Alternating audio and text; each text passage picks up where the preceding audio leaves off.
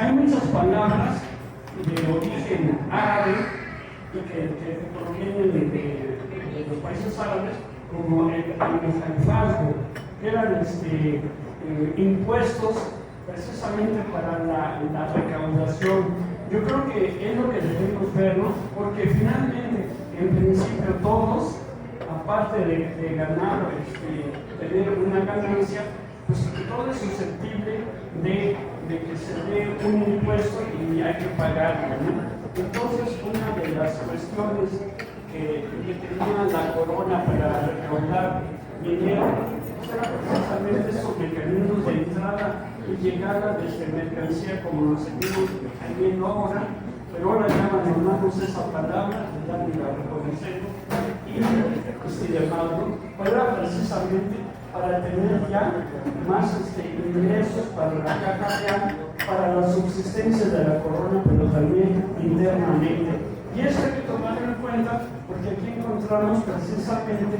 el valor y la riqueza que se daba en la aduana aquí en Veracruz. Pasamos a la otra.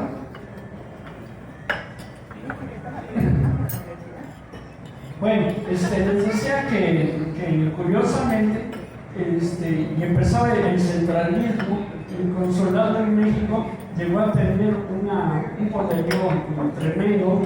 porque tenía que estar en combinación con el ayuntamiento, la corona, pero era el grupo de ciudadanos individuales que estaban protegiendo sus intereses y es entendible pues, para aquella época, ¿no? Pero no dejaban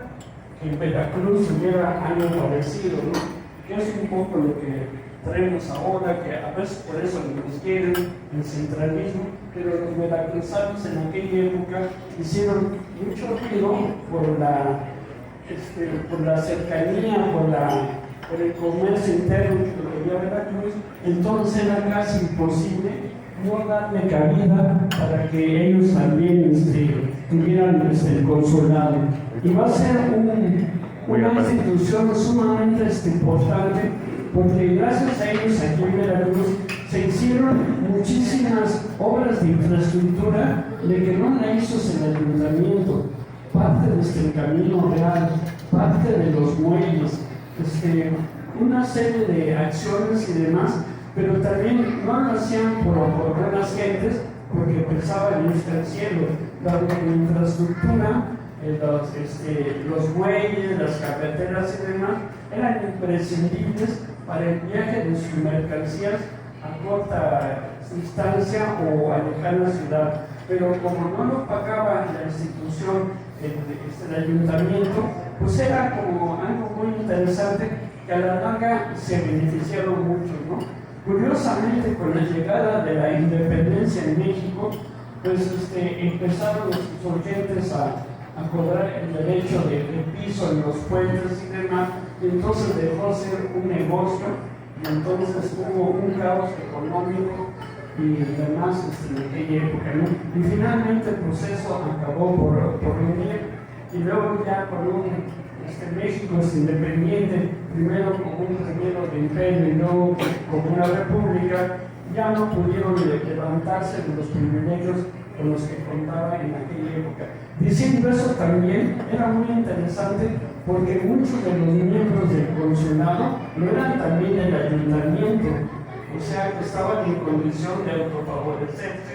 pero con la presión de que todo el mundo se favorecía con la construcción de muelles y carreteras y demás, ¿no? Entonces también hay que tener que ver para regular el comercio, aunque les digo, en un principio no había nada de eso, hasta que llegaron los Borbones, y entonces ya empezó a haber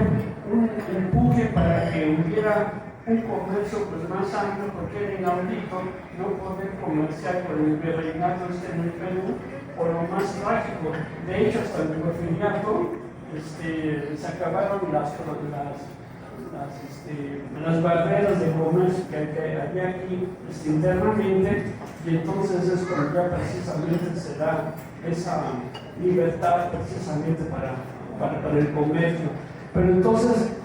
resulta curioso esa cuestión, ¿no? Tuvieron un continente, salvo Brasil, a su disposición o las colonias que fueron Estados Unidos y Canadá, pero no supieron aprovechar para la posteridad toda esa cuestión con un mal entendimiento o una predisposición a seguir creyendo que el feudalismo seguía para adelante y que no importaba que otras capas sociales, no estamos hablando del campesinado pobre, ¿no?, sino de aquella gente que empezaría a conformar una clase media o las burguesías nacionales querían también participar en el desarrollo, pero cuestiones de aquellos tiempos